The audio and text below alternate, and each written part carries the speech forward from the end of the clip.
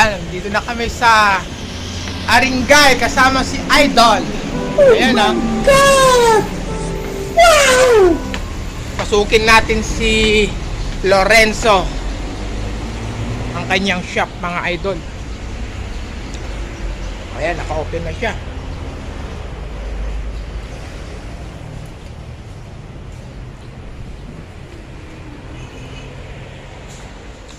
Ito yung shop ni Lorenzo. At kasama natin ang ating magandang binibini. Anak ko.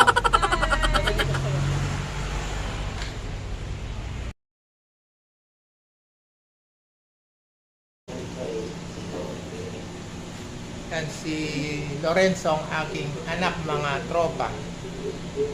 At andun naman yung pinakamaganda nating bordado.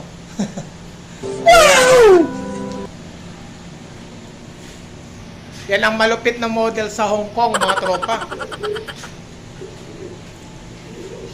Maswerte kami dahil kami ang napili, mga idol. Yan ang mabigat sa Hong Kong. Ayan o. Yan yung ano niya. Siya yung nagpapa-event sa Hong Kong na...